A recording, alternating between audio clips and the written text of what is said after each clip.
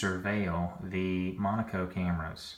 So first we're going to open this hyperlink. It's on the computer up near Stacy. It's called Surveillance Cams. We're going to open that right up. Once that opens up, we are going to make it full screen, and then we're going to go here and log in. The username is admin and the password is blank. So we're going to click login. Once we click login, it's going to ask us how it wants to connect to the screens. We're just going to hit OK. The main stream is what we want. That's the HD stream. So once we do that, all of the cameras will start to show up on the screen. We then go to the top left. It'll say playback up in the top left here. Playback. We're going to click on playback. Then we're going to get a little menu that's going to come up. We are going to come over here and select by time.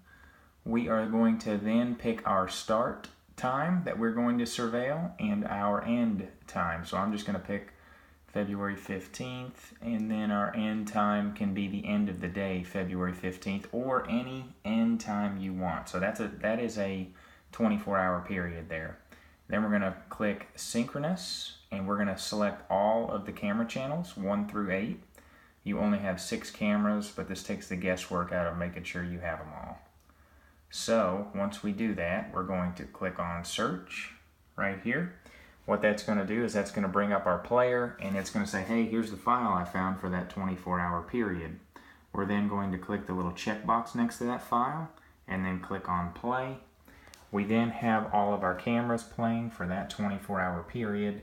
We also have a slider bar down here at the bottom. So here are your hours at the very bottom of the slider bar. And you have your minute slider bar. So if I want to go to like 5 a.m. in the morning, so I click over on this hour slider bar over to 5. There's my hour sliding over to 5. Now I've got my minutes, so I can say 5:20.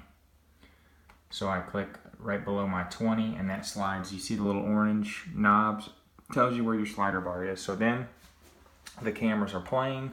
You can double click on any one camera to get a full view of it, and then double click on it again to take it back down to not a full view, basically. But again, you can double click on any camera to get a full view, double click again to take that full view off. When you're done, you can simply close out of the web browser, or you can close out right here in the top right and then close out of the web browser. Now, if you find parts of the video that are interesting to you and you need to save, I would highly recommend you record them on your smartphone, and then you can share them via Dropbox or some other service, or synchronize your phone to your computer to allow them to be downloaded to the computer and things like that.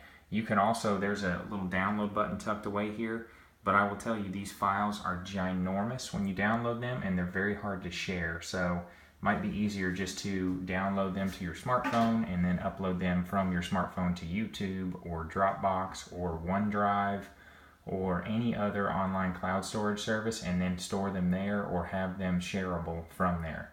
So that's it in a nutshell. I'm going to close out of all this, and then we can go back to business as usual, and boom.